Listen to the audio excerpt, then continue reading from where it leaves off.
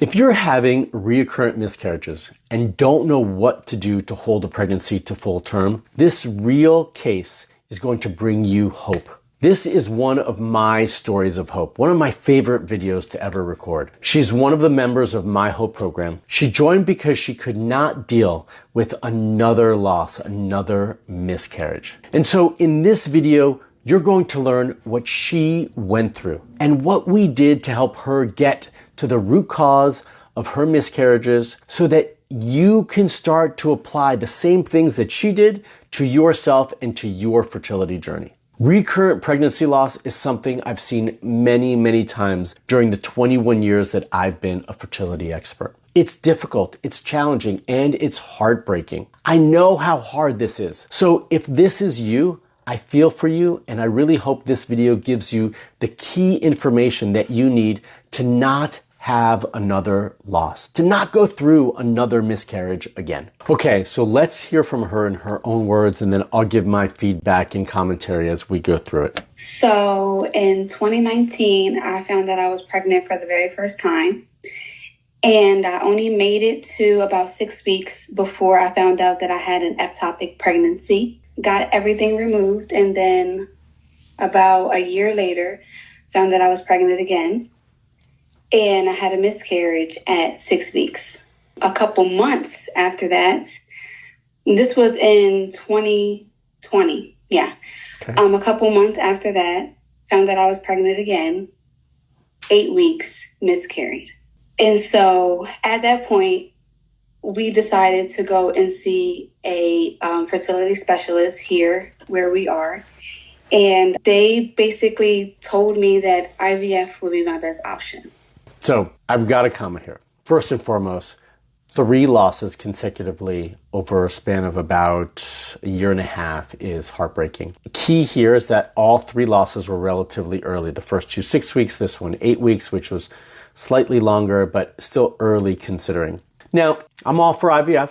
Don't have an issue with it. About 50% of the women who are in my Hope coaching program are using IVF or IUI to get pregnant. But I don't think that right now for her, this is the next step. It might be at some point, but there's nothing in what she's currently told us that tells me absolutely she needs to do IVF. We don't have any answers. You hear me talk about this all the time. We need answers. We need to understand what's going on in the root cause. And we don't have that information for her. We don't know why she's going through these losses. They just assumed, okay, maybe it's genetic, so we're going to push her towards IVF. Again, we don't have enough information right now to say that. Because I already had an ectopic, and they didn't want to risk it. And still not a good reason. I tried the IUI, or mentioned the IUI, and they didn't want to risk using the other tube because I had an ectopic in the left tube. So we were going to go through IVF, but I got pregnant again. I got pregnant again. Actually, I should comment again. If you are getting pregnant over and over, IVF is not the first choice. IVF is ideally there when you're having a hard time conceiving. It might be a good path when with recurrent loss if we understand what's going on. But she's doing a good enough job about getting pregnant. So I think we've got an opportunity here to find out why it's happening and then support that. This time it was another ectopic in the same tube on the left side. So after this one, the fertility specialist and my OB, I decided as well that it would be best to just have that tube removed. This was the bad tube that already had 2 ectopics. Tube removed. I kept both of my ovaries. So at this point, I was just like, okay, I can get pregnant. I just can't sustain the pregnancy for some reason. I already had 2 miscarriages. I already had 2 ectopics. So something has to give, so not even trying. I'm now on my 5th pregnancy. It was the end of 2022. And then in the beginning of 2023 in January, I miscarried again at 8 weeks. This was when I was tired of listening to the fertility specialist that I was going to. I ended up going to see another fertility specialist, and they were telling me the same thing, that, IVF is your best option, or surrogacy or adoption. And I'm just like, but I can get pregnant. I want you to help me find out why I can't keep the pregnancy. And they just didn't want to run any test on me without me starting IVF first. Mm-hmm. So I was having trouble with my legs at the time. I felt like I wasn't getting enough blood flow. And also around the time I was having that problem, my last miscarriage, my OB she sent me the miscarriage kit. So I was able to send the actual fetus to get tested. And when I went to the emergency room, they also tested my placenta. Great. So my OB already had all this information. So then I go to the primary care for my legs. They send me for blood work. And then I found Dr. Sklar on YouTube. And I was like, okay, I feel like he can help me because he just knows so much. So I applied for the HOPE program and I explained my story. And once they started and ran blood work, it came back that I came back positive for lupus. I took that to my primary care and they were just like, let's run more tests. And then I actually have the cousin of lupus, which is antiphospholipid syndrome. Mm-hmm. So I have sticky blood. I'm prone to blood clotting. I like how she said that, sticky blood. Yeah. So this is great, right? Great information that she just shared. First and foremost, she's been proactive. She recognized that she needed more help. She also recognized, which I think this is a really important piece for all of you, she had at some point the tissue from the fetus over her last miscarriage tested to know, is it an abnormal embryo or a healthy embryo? And that helps to guide us as well. It doesn't mean that every loss is that way, but it does help to give us more information so that we can start to move in a certain direction. And one of the things that I said to her was, you've had too many early losses. To me, there's got to be something that's causing this, and we do need to dig deeper, which is why we ran all of those labs, and we did find something there. So she found, and we found, that she has antiphospholipid syndrome. And this does cause issues with blood clotting. And so if that's not addressed properly, then she's going to continue to have these over and over. So let's continue to hear from her. And then it made sense because my testing for my placenta came back with immature blood cells. Mm-hmm. So I was like, okay, we're getting somewhere. So from there, Dr. Sklar, my primary care, they agreed that I should see a hematologist. Yeah, 100%. Went and saw a hematologist, and they came up with a plan that the next time I got pregnant, I would have to be on Lovenox injections for my entire pregnancy. It's a blood thinner.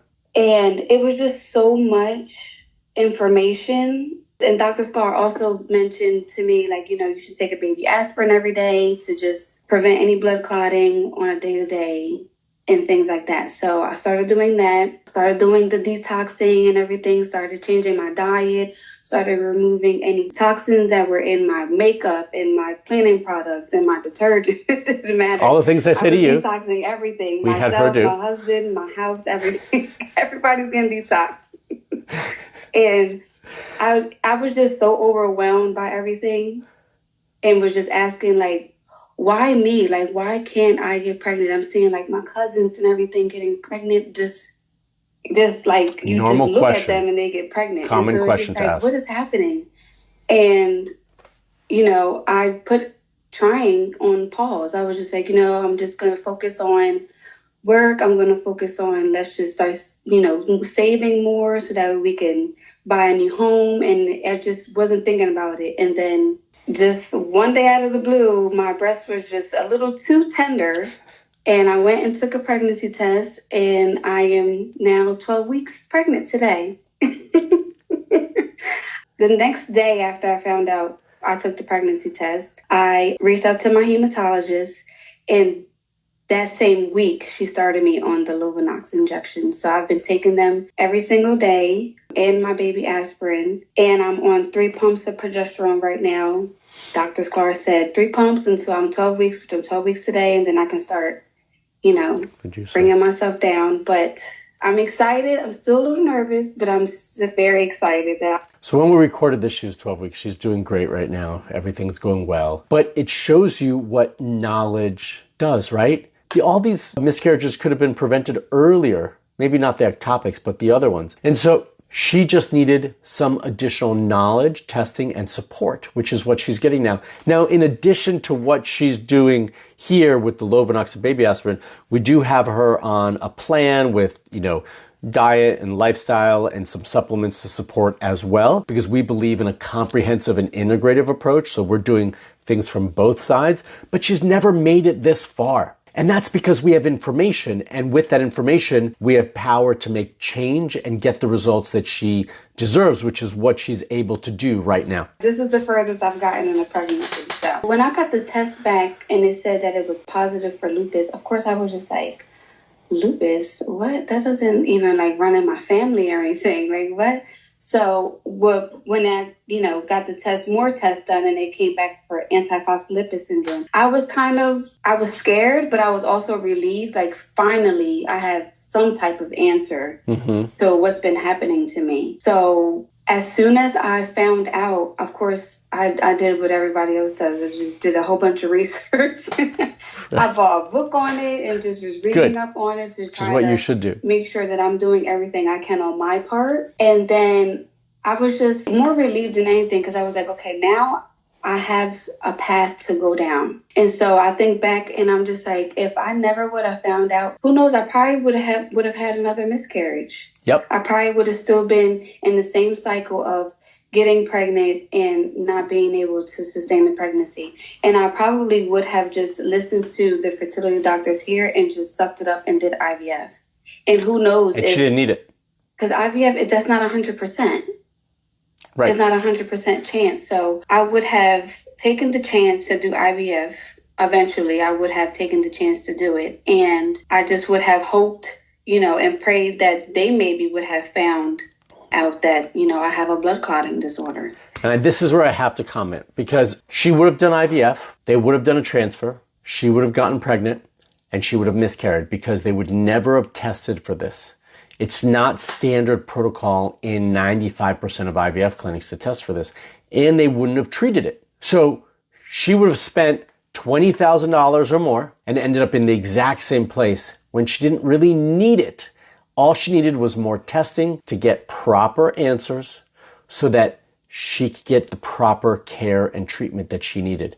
That's what she needed, and that was being ignored. So please, I encourage all of you to make sure you get answers. If the answer is another treatment to your question of why this is happening, but it's not giving you the why behind it, we need to second guess that answer, okay? And that's what she did. But that wasn't guaranteed. So I'm happy that it happened the way it did because I knew I could get pregnant. That wasn't a question. It was just keeping the pregnancy. And so finding that out and being able to get a plan given to me to sustain this pregnancy, it's the best thing I could ever ask for. Especially with all the detoxes and the changing of my diet and everything. The Candida test, I didn't even know what that was. And so when I did it and I came back positive, so then I had to do the Candida diet, I was just like, I would have never known that if I didn't go through this program. I would have never known that the shampoo I was using had so much crap in it that was just... Good word for it, crap. Doing harm to my body, or the stuff that I was cooking with. I would have never known any of these things if I didn't go through the program. Yeah, so we have to get answers. And I really, really encourage all of you to just start to get answers for your problems. Because with that, we can have a proper approach. If all we think that everything is egg quality, your miscarriages are egg quality, every loss, every failure, every roadblock is egg quality, you're not going to get the attention you deserve. You're not going to get the proper care. And she second guessed the information that was being told to her and said, I want more because I'm able to conceive and I need more information. And that's what she got. And that's why she was able to get pregnant, and not only get pregnant, but have a successful, healthy pregnancy, which is where she's at right now. If you're ready to get personalized fertility coaching, head to marksklar.com/discovery call to speak to a real human on my team so we can identify if having me as your fertility coach is the right next step for you. That link is also in the description below. Now, I want you to keep watching this video so that you can keep learning about the 7 tips to avoid another miscarriage or another loss. And until the next video, stay fertile.